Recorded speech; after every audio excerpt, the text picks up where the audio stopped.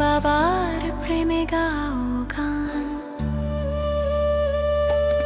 জ্ঞান রত্ন নাও তুলে, দুঃখ সব যাও ভুলে, এসো করি মন্থন, ছিড়বে মায়ার বন্ধন। ওম শান্তি।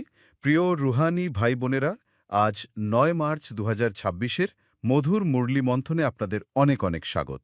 ওম শান্তি। আজ বাবা আমাদের অন্তরের তৃষ্ণা মিটিয়েছেন। হ্যাঁ, মানে তৃষ্ণা মেটানোর মতোই তো মহাবাক্য আজ। এই যে বাবার শ্রীমতগুলো, এগুলো তো একেবারে সাগরের মতো গভীর। এটা তো শুধু একটা লাইন নয়, এটা বাবার চূড়ান্ত সত্য বচন। মিষ্টি বাচ্চারা যেমন বাবার পাঠ হল সবার কল্যাণ করা, তেমনি তোমরাও বাবার মতো কল্যাণকারী হও, নিজের এবং সবার কল্যাণ করো। ঠিক, মানে এটা শুধু ভালো কাজ করার কথা বলা হচ্ছে না কিন্তু। একটু তলিয়ে দেখলে বোঝা যায়, এখানে বাবার পাঠ আর বাচ্চাদের পাঠ একেবারে সমান স্তরে নিয়ে যাওয়ার একটা অলৌকিক শ্রীমত দেওয়া হয়েছে। বাবা তো পরম কল্যাণকারী। তার প্রতিটি সংকল্পই তো বিশ্বের মঙ্গলের জন্য। একদম তাই। তার প্রতিটি সংকল্প, দৃষ্টি আর কর্ম সবই তো কল্যাণের জন্য নিবেদিত। আর ঠিক সেই স্তরে পৌঁছানোর দায়িত্ব আজ দেওয়া হলো। মানে বর্তমান সময়ের এর প্রাসঙ্গিকতা যে কতটা গভীর, সেটা তো চারপাশের দিকে তাকালেই স্পষ্ট হয়ে যায়। আশ্বরী মতের দুনিয়া, একটা বিশাল কবরস্থান। ঠিক বলেছেন, একটা বিশাল কবরস্থান। মানুষ তো মানে আজ কাম, ক্রোধ আর লোভের আগুনে প্রতিনিয়ত চলছে। নিজেদের অজান্তেই সবাই একে অপরের অকল্যাণ করে চলেছে। এই ঘোর অন্ধকারে নিজের কল্যাণ করা মানেই হল বাবার শ্রীমতের উপর ১০০% নিশ্চিত থাকা। আর অন্যদের কল্যাণ করা মানে তাদের এই অজ্ঞানতার ঘুম থেকে জাগানো।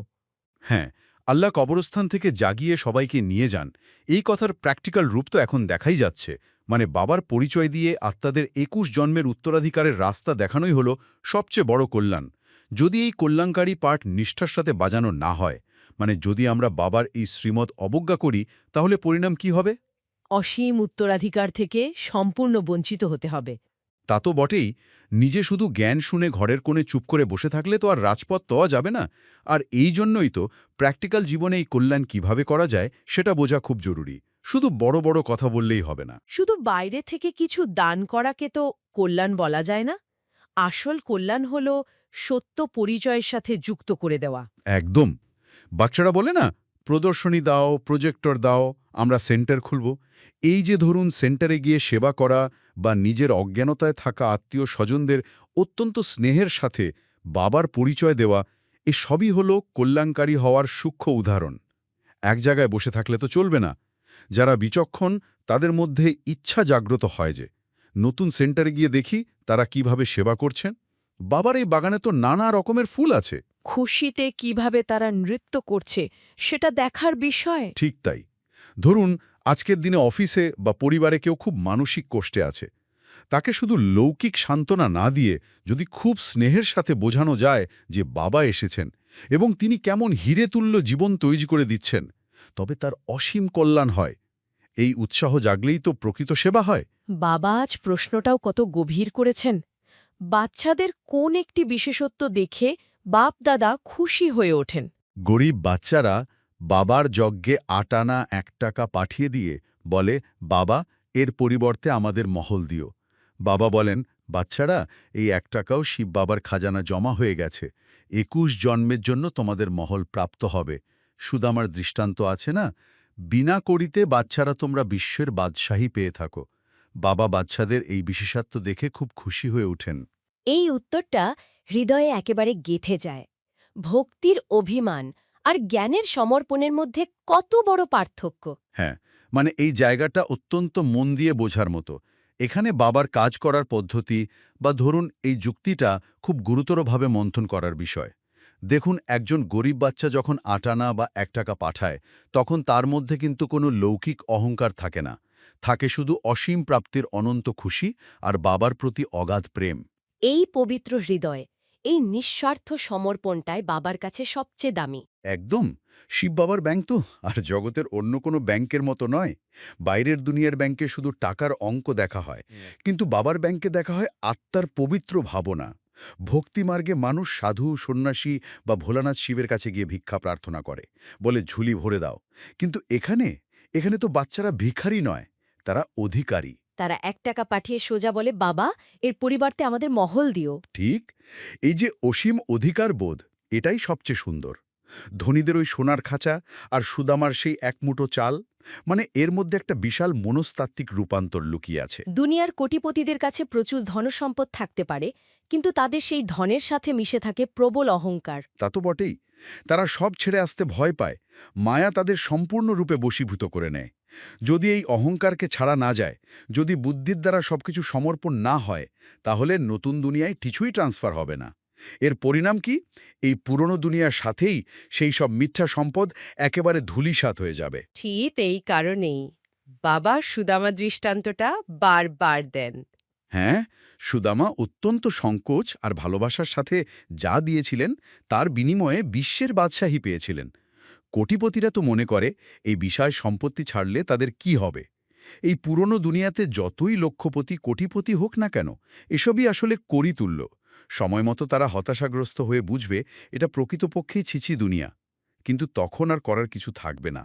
কোটির মধ্যে মুষ্টিমেয় কিছু মানুষই এই সত্য বুঝতে পারে।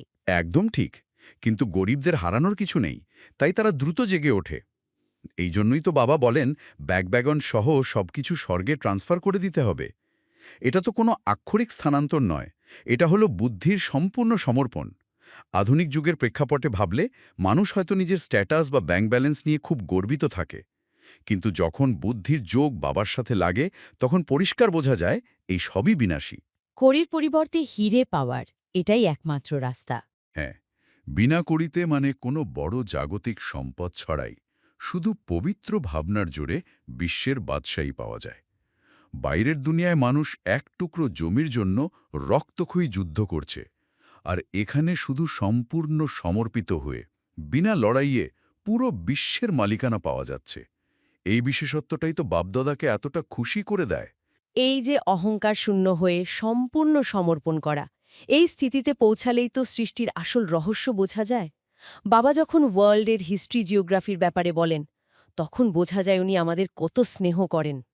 আহা, এই সৃষ্টিচক্রের জ্ঞান, মানে এটা তো আত্মার সবচেয়ে অমূল্য রত্ন। মানুষের বুদ্ধি কিভাবে পরিবর্তিত হয় সেটা বাবার এই মহাবাক্যগুলো থেকে একদম পরিষ্কার হয়ে যায়।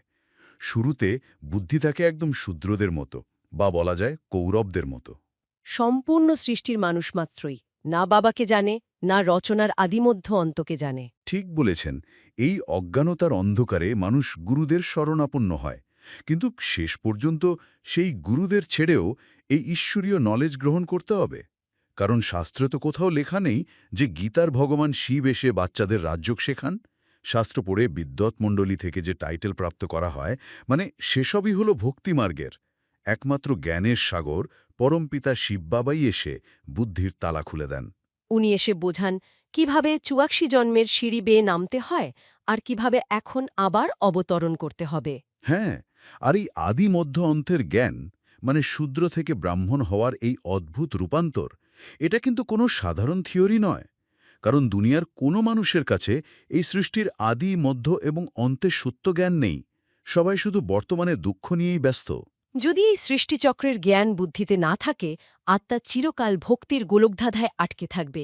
একদম তাই, অন্ধবিশ্বাসে ডুবে থাকবে এবং রাবণের রাজত্বে আরও বেশি পতিত হতে থাকবে। কিন্তু যখন বাবা এসে এই ৮৪ জন্মের হিসাব বুঝিয়ে দেন, তখন আত্মার ভেতরে এক অনন্ত খুশির সঞ্চার হয়। একটা অসীম নেশা তৈরি হয় যে আমরাই সেই দেবতাত্মা ছিলাম আর আমরাই আবার সেই পদ প্রাপ্ত করতে চলেছি। পতিত থেকে পাবন হওয়ার পবিত্র যাত্রা। হ্যাঁ, ড্রামায় তো অনন্ত সুখ নিহিত আছে, কিন্তু শেষে গিয়ে রাবণ দ্বারা সবাই চরম দুঃখ পায়। সৃষ্টিচক্র কিভাবে ঘোরে, শিব বাবা, ব্রহ্মা, বিষ্ণু, শঙ্করকে, এসব আগে কেউই তো জানত না। এমনকি ব্রহ্মা বাবা নিজেও জানতেন না যে তিনি একজন কোটিপতির রত্নাকর ছিলেন এবং তার এতগুলো বাচ্চা হবে। তিনিও তো সম্পূর্ণ পতিত ছিলেন। জ্ঞানের আলো যখন বুদ্ধিতে প্রবেশ করে, আত্মার মধ্যে অনন্ত খুশি আর ঈশ্বরীয় নেশা তৈরি হয়। এত বটেই, আজকের মুরলিতে যে গীত বাজানো হয়েছে না, তোমাকে পেয়ে আমরা সারা জগৎ পেয়ে গেছি, মানে এই অনুভূতির তো কোনো তুলনাই হয় না। এই অলৌকিক ঈশ্বরীয় জ্ঞান আত্মাকে এমন এক উচ্চতায় নিয়ে যায় যেখানে জগতের সমস্ত দুঃখ একেবারেই তুচ্ছ মনে হয়। দুনিয়ার মানুষ দশহরা ইত্যাদি কত উৎসব পালন করে থাকে, কিন্তু রাবণ রাজ্য কবে থেকে শুরু হয়, কবে থেকে পতিত হওয়া শুরু হয়, তার কোনো জ্ঞানই তাদের নেই। আদি সনাতন দেবী দেবতা ধর্মের স্থাপনা বাবা নিজে করছেন। একদম। এই জ্ঞান বুদ্ধিতে ধারণ করলে জীবনের প্রতিটি পদক্ষেপে একটা অদ্ভুত স্থিরতা আসে। বাইরের দুনিয়ার যে চিত্র বাবা তুলে ধরেছেন তা অত্যন্ত ভয়ঙ্কর। একদিকে এই অসীম জ্ঞান এবং খুশি, আর অন্যদিকে বাইরের দুনিয়ার হাহাকার। হ্যাঁ, অত্যন্ত ভয়ঙ্কর এবং একেবারে বাস্তব। বাবা তো স্পষ্ট জানিয়েছেন দুনিয়ার অবস্থা সম্পূর্ণরূপে খারাপ হতে চলেছে। চারিদিকে শুধু হাঙ্গামা, লড়াই, মানে যুদ্ধ কখনো বন্ধ হয় না, কোথাও না কোথাও লেগেই থাকে। যেদিকে তাকানো যায় সেখানেই ঝগড়া। সর্বত্র তোলপাড় হয়ে চলেছে, মানুষ বোঝেই না যে তারা কি করছে। ঠিক। প্রচণ্ড তুফানে কত মানুষ মারা যাচ্ছে। এই দুনিয়া সম্পূর্ণ ছি হয়ে গেছে। সবচেয়ে ভয়ঙ্কর কথা হলো খাওয়ার জন্য আনাজ পর্যন্ত পাওয়া যাবে না, ঘাস খেতে হবে। তখন আর এমন বলা যাবে না যে মাখন ছাড়া চলে না। মানুষ ইতিমধ্যেই পৃথিবীর অনেক জায়গায় চরম খাদ্যাভাবে দিন কাটাচ্ছে। এই ধ্বংসের ঠিক মুখে দাঁড়িয়ে, এই চরম হাহাকারের মধ্যেও ব্রাহ্মণ আত্মারা খুশির সাথে বাবার ঘরে বসে আছে। একদম। ঘরে তো বাবাই প্রথমে বাচ্চাদের খাওয়ান। এই কঠিন সময়ে ব্রাহ্মণদের শুধু ওই মনমনাভব স্থিতিতে থাকতে হবে। এটা শুধু একটা শব্দ নয়, এটা একটা বর্ম। হ্যাঁ, যখন চারপাশের দুনিয়ায় আগুন জ্বলছে, মানুষের মনে শান্তি নেই, তখন এই মনমনাভব স্থিতি আত্মাকে সুরক্ষিত রাখে। চলতে ফিরতে শুধু বাবাকে আর উত্তরাধিকারকে স্মরণ করতে হবে, মানে পানীয় ভোজনের চরম শুদ্ধতা রাখতে হবে। এর সূক্ষ্ম উদাহরণ হল দৈনন্দিন জীবনে যখন নানান সমস্যা আসে তখন রিয়্যাক্ট না করে নিজের স্বমানে স্থির থাকা। নিজের আত্মা কতটা পবিত্র হয়েছে যে পরে প্রিন্স রূপে জন্মগ্রহণ করবে, সেই অসীম নেশায় থাকতে হবে। ঠিক তাই, এই দুনিয়া থেকে যাওয়ার সময় হয়ে গেছে। এটা বুদ্ধিতে স্পষ্ট থাকলে মৃত্যু বা বিনাশের কোনো ভয় থাকে না। এই নির্ভয় স্থিতিটাই তো আসল প্রাপ্তি। অল্প কিছু সময় পরে বিশ্বে শান্তিপূর্ণভাবে রাজ্য স্থাপন হবে। এই অনন্ত খুশির পারদ সব সময় স্থায়ী হওয়া উচিত। একদম। আর এই মুরলির একদম শেষ পর্যায়ে এসে পুরো মন্থনের নির্যাসটুকু নিয়ে আমাদের একটু গভীরে ভেবে দেখার বিষয় আছে।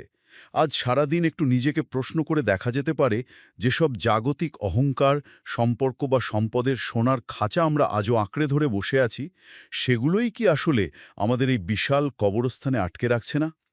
যে কড়িগুলোকে আমরা সম্পদ ভাবছি, সেগুলো ছাড়লেই না বিশ্বের বাদশাহী পাওয়ার দরজাটা খুলবে?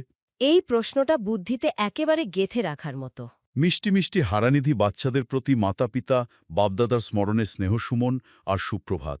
আত্মাদের পিতা তার আত্মারূপী বাচ্চাদেরকে জানাচ্ছেন নমস্কার। বাবার এই ভালোবাসা পেয়ে মন ভরে গেল। বাবার এই ভালোবাসার শক্তি নিয়েই চলুন ধারণার দিকে এগোই। বাবা আজ আমাদের খুব গভীর বিধি শিখিয়েছেন। বাবার শ্রীমতের প্রথম পয়েন্টেই বলা হয়েছে সবসময় অপার খুশিতে থাকার জন্য অলৌকিক নলেজকে বুদ্ধিতে রাখতে হবে। জ্ঞানরত্ন দ্বারা নিজের ঝুলি পরিপূর্ণ করে নিজের এবং সবার কল্যাণ করতে হবে। নলেজে বিচক্ষণ হতে হবে। এই যে অপার খুশি শব্দটা, এটা তো বাজারের কোনো সাময়িক আনন্দ বা উত্তেজনা নয়। আমাদের সাধারণ মনস্তত্ত্ব ভাবে যে প্রমোশন পেলে খুশি হব, ব্যাংক ব্যালেন্স বাড়লে খুশি হব, কিন্তু বাবা এখানে সম্পূর্ণ ভিন্ন একটা উৎসের কথা বলেছেন, অলৌকিক নলেজ। একদম। একটু গভীরে যদি ভাবি, ধরুন অফিসে কাজের খুব চাপ, চারপাশের পরিবেশ ভীষণ নেতিবাচক, বা সংসারে কেউ ভুল বুঝছে, তখন কিভাবে এই নলেজ বুদ্ধিতে রাখা সম্ভব?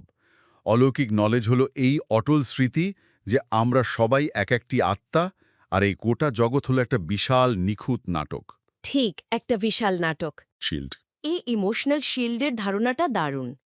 জ্ঞানরত্নগুলো আসলে আমাদের ভেতরের সেই শূন্যতা পূরণ করে যা আমরা বাইরের জাগতিক বস্তু দিয়ে ভরাতে চাই। অলৌকিক নলেজ যখন বুদ্ধিতে স্থায়ী হয় তখন বাইরের কোনো পরিস্থিতি আমাদের ভেতরের শান্তিকে টলাতে পারে না। আর বাবা একটা খুব গভীর শব্দ ব্যবহার করেছেন, বিচক্ষণ। হ্যাঁ, বিচক্ষণ। মানে কোন পরিস্থিতিতে ঠিক কোন জ্ঞানের পয়েন্টটা প্রয়োগ করতে হবে তার উপস্থিত বুদ্ধি। যেমন ডাক্তারের কাছে অনেক ওষুধ থাকে, কিন্তু সঠিক সময়ে সঠিক ওষুধ দেওয়াই হলো বিচক্ষণতা। যখন সূক্ষ্ম অহংকার আসে, তখন নিজেকে শিব বাবার সেবাদারী ট্রাস্টি হিসেবে দেখা প্রয়োজন। আর বর্তমান যুগের কর্মব্যস্ততায় এটা ভীষণ জরুরি, কারণ আমরা সাধারণত খুব দ্রুত রিয়্যাক্ট করে ফেলি। আমাদের অটোপাইলট মোড সবসময় ডিফেন্সিভ থাকে। কিন্তু শিব বাবার শ্রীমদ আমাদের রেসপন্স করতে শেখায়। আর এর জন্যই তো ভেতরের অপ্রয়োজনীয় জিনিসগুলো খালি করতে হবে। বাবার শ্রীমতের দ্বিতীয় পয়েন্টে ঠিক এই প্রস্তুতির কথাই বলা হয়েছে। ভবিষ্যতে ২১ জন্মের জন্য রাজ্যভাগ্য অধিগ্রহণ করার জন্য নিজের ব্যাগ আর ব্যাগেজ সব ট্রান্সফার করে দিতে হবে। এই ছিছি দুনিয়া থেকে মুক্তি পাওয়ার জন্য যুক্তি রচনা করতে হবে। ব্যাগ আর ব্যাগেজ ট্রান্সফার, এটা নিয়ে একটু মন্থন করা দরকার। এটা তো আর স্টেশনে গিয়ে স্যুটকেস বুক করার মতো বাহ্যিক ব্যাপার নয়। না না, একদমই না। এটা হলো আমাদের ইমোশনাল ব্যাগেজ, পুরনো স্বভাব, সংস্কার, ইগো। 10 বছর আগের কোনো বিবাদে কে কি বলেছিল, অফিসে কে অপমান করেছিল, বা ডিজিটাল দুনিয়ায় অন্যের জীবন দেখে তৈরি হওয়া ঈর্ষা। শিব বাবা বলছেন, এই সব কিছু ট্রান্সফার করে দাও। আর এই ট্রান্সফারের প্রক্রিয়াটা তো একদিনের নয়, এটা প্রতি মুহূর্তের পুরুষার্থ। এই ছি দুনিয়া থেকে মুক্তি পাওয়ার জন্য যুক্তি রচনা করতে হবে, এর মানে এই নয় যে জঙ্গল বা পাহাড়ে গিয়ে তপস্যা করতে হবে। আমরা এই দুনিয়াতেই থাকব, কিন্তু পদ্ম ফুলের মতো নির্লিপ্ত হয়ে। হ্যাঁ, ডিটাচ থাকার প্র্যাকটিক্যাল যুক্তি। ধরুন, কেউ এমন একটা কর্পোরেট পরিবেশে কাজ করছে যেখানে সবাই একে অপরকে টেনে নিচে নামাতে ব্যস্ত। সেখানে ডিটাচ থাকার কৌশলটা কি? সাক্ষী দৃষ্টায় স্থিত হওয়া। মানে মানে আমি এই বিশ্ব নাটকের দর্শক মাত্র। একদম নিজের পাঠটুকু সেরাভাবে করব, কিন্তু নেতিবাচকতার রং যেন আত্মাকে স্পর্শ না করে। কেউ খারাপ কথা বললে নিজের বুদ্ধিতে শিব বাবাকে স্মরণ করে তাকে শুভ ভাবনা দেওয়া। এটাই হলো সূক্ষ্ম ব্যাগেজকে ট্রান্সফার করার সবচেয়ে বড় যুক্তি। আর এই নির্লিপ্ত থাকাকে সহজ করার জন্যই বাবার দেওয়া বরদানগুলো সঞ্জীবনীর মতো কাজ করে। আজ বাবার শ্রীমতে যে বরদান দিয়েছেন তা খুব শক্তিশালী। এক বাবার লভে লভলিন থেকে সদা চর্তি কলার অনুভবকারী সফলতা মূর্তি ভব। এটা শুধু বরদান নয়, এটা বাবার দেওয়া একটা বড় দায়িত্ব। এক বাবার সাথে অটুট ভালোবাসা। এই রকম লাভলিন আত্মা একটা শব্দও যদি বলে, তো তার স্নেহের বাণী অন্য আত্মাদেরকেও স্নেহেতে বেঁধে দেয়। তারা আত্মিক জাদুকর হয়ে যায়। এই লাভলিন থাকার রূপকটা মানে একটা ভেজানো স্পঞ্জের উদাহরণ দেওয়া যেতে পারে। শুকনো স্পঞ্জ খুব শক্ত হয়, আঘাত লাগতে পারে। আমাদের মন যখন জ্ঞান ছাড়া শুকনো থাকে, আমরাও খুব রুক্ষ আচরণ করি, একটু সমালোচনাতেই রেগে যাই। হ্যাঁ, ইগোতে খুব সহজে আঘাত লাগে। কিন্তু স্পঞ্জটাকে জলে ডোবালে সেটা নরম হয়ে যায়। তখন যেদিক থেকেই চাপ দেওয়া হোক, শুধু জলই বেরোবে। একইভাবে আত্মা যখন শিববাবার স্নেহে সম্পূর্ণ লাভলিন থাকে, তখন বাইরের পৃথিবীর সমস্ত আঘাত শোষণ করে নেওয়ার ক্ষমতা তৈরি হয়। কটূক্তি বা অপমান এলেও ভেতর থেকে শুধু বাবার দেওয়া স্নেহ আর শান্তি বেরোয়। দারুণ উদাহরণ। এই লাভলিন অবস্থা থেকেই জাদুর সৃষ্টি হয়। আত্মিক জাদুকর মানে তো কোনো হাতের সাফাই নয়, এটা হলো ভাইব্রেশনের ম্যাজিক। যখন কোনো আত্মা তার প্রতিটি কর্মে শুধু বাবাকে সাথে রাখে, তখন তার বলা একটা সাধারণ শব্দ অন্যের হৃদয় গেঁথে যায়। প্রাত্যহিক জীবনের একটা উদাহরণ দিলে ব্যাপারটা পরিষ্কার হবে। ধরুন, পরিবারে কেউ খুব অভিমানী, সামান্য কথাতেই রেগে যান। আমরা হয়তো বছরের পর বছর লজিক দিয়ে বোঝানোর চেষ্টা করেছি, কোনো লাভ হয়নি। কিন্তু যেদিন আমরা এই লাভলিন স্থিতি থেকে, শিব বাবার ভালোবাসার স্মৃতিতে থেকে তাকে শুধু বলবো, সব ঠিক হয়ে যাবে, আমি তোমার সাথে আছি, তখন দেখা যাবে ওই একটা বাক্যই জাদুর মতো কাজ করছে। একদম ঠিক। অশান্তিকে শান্তিতে রূপান্তরের জাদু। আর এটা তখনই সম্ভব যখন ফোকাস শুধু বাবার দিকে থাকে। শ্রীমতে বলা হয়েছে বাবাকে ছাড়া আর কিছু দেখবে না। প্রতিটি নেতিবাচক পরিস্থিতির পেছনে কল্যাণকারী বাবার হাতটাকে অনুভব করা। এর জন্যই প্রয়োজন অন্তর্মুখী হওয়া, যা আজ বাবার স্লোগানে আছে। কি বলা হয়েছে স্লোগানে? যোগী তু আত্মা হল তারা, যারা অন্তর্মুখী হয়ে লাইট মাইট রূপে স্থিত থাকে। আর আজ অব্যক্ত ইশারায় বাপদাদা বলেছেন, তোমাদের যা কিছু ডিউটি প্রাপ্ত হয়েছে তাতে সদা অ্যাকিউরেট থাকো। এই দৌড়ঝাঁপ, ট্রাফিকের জ্যাম আর জাগতিক দায়িত্বের মাঝে অন্তর্মুখী হওয়া মানে তো সমাজ থেকে গুটিয়ে নেওয়া নয়। এর অর্থ হল সব কর্ম করেও মনকে অন্তরের গভীরে টিকিয়ে রাখা, লাইট মাইট রূপে স্থির থাকা। লাইট মানে চিন্তার দিক থেকে হালকা থাকা, ওভারথিঙ্কিং না করা। আর মাইট হল ভেতরের শক্তি। আর বাপদাদা যে অব্যক্ত ইশারায় বললেন অ্যাকিউরেট থাকার কথা, এটা হলো ডবল ফেথফুল হওয়া। হ্যাঁ, ডাবল ফেথফুল। অনেক সময় লোকে ভাবে আধ্যাত্মিক পথে থাকলে লৌকিক কাজে মনোযোগ কমে যায়, কিন্তু বাপদাদা ঠিক উল্টোটা চাইছেন। লৌকিক আর অলৌকিক দুটো ডিউটিতেই 100% অ্যাকিউরেট থাকা। ঠিক, কাজের সততা আর ব্যবহারের মাধুর্য দেখেই মানুষ বুঝতে পারবে যে এই আত্মা নিশ্চয় কোনো বিশেষ শক্তির সাথে যুক্ত, আর তখনই একটা আত্মা সম্পূর্ণ নির্ভয় আর নিশ্চিন্ত থাকতে পারে, কারণ স্বয়ং পরমপিতা শিব বাবা তার সাথে আছেন। তো আজ বাবা আমাদের বাবার মতো কল্যাণকারী হওয়ার স্মৃতি দেওয়ালেন এবং শেষে বাবার প্রেমে লভলীন হয়ে সফলতা মূর্তি হওয়ার বরদান দিয়ে বেতায় নিলেন।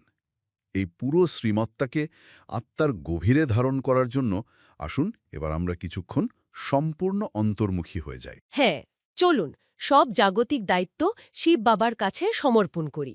আসুন নিজেকে অনুভব করুন, ভ্রুকুটির ঠিক মাঝখানে জ্বলজ্বল করা একটি চৈতন্য নক্ষত্র, অতি সূক্ষ্ম অতি পবিত্র একটি আলোর বিন্দু। আমার চারপাশের এই ভৌতিক জগৎ, এই সংসারের সমস্ত কোলাহল, সমস্ত প্রত্যাশা এবং চাপ, সব কিছু ধীরে ধীরে আমার থেকে অনেক দূরে সরে যাচ্ছে। আমি আত্মা সম্পূর্ণ হালকা, আমার আর কোনো ভারী বোঝা নেই, অতীতের কোনো গ্লানি নেই, ভবিষ্যতের কোনো ভয় নেই, আছে শুধু এই পরম শান্ত বর্তমান মুহূর্ত। আর আমার সামনে পরম পিতা শিব বাবা। বাবার থেকে দিব্য প্রেমের এক অনন্ত পবিত্র ধারা অবিরাম নেমে আসছে আমার ওপর। সেই অলৌকিক আলোতে আমি আত্মা সম্পূর্ণ স্নান করছি। আমি বাবার স্নেহে সম্পূর্ণ লভলীন, ঠিক একটি ভেজা স্পঞ্জের মতো বাবার প্রেমে সিক্ত। আমার প্রতিটি সংকল্পে, প্রতিটি স্পন্দনে মিশে আছে শুধু বাবার নিঃস্বার্থ ভালোবাসা। আমি এক আত্মিক জাদুকর। এই অপার শান্তি, এই সম্পূর্ণ নিশ্চিন্ত অবস্থা আমি আত্মা নিজের অন্তরে গভীরভাবে শুষে নিচ্ছি। আমি সদা বিজয়ী, সদা অ্যাকিউরেট, সদা সফলতা মূর্তি। আসুন বাবার সামনে প্রতিজ্ঞা করি, আমি সদা বাবার প্রেমে লভলীন থেকে অন্তর্মুখী ও সফলতা মূর্তি হব। কমেন্টে লিখুন সফলতা মূর্তি। ওম শান্তি। ওম শান্তি।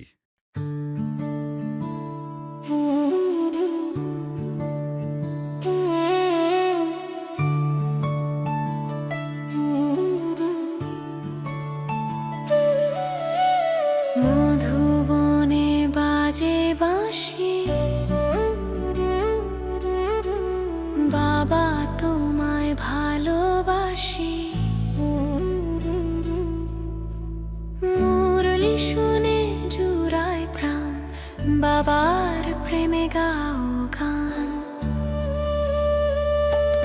জ্ঞান রত্ন নাও তুলে, দুঃখ সব যাও ভুলে, এসো করি মন্থন, ছিড়বে মায়ার বন্ধন।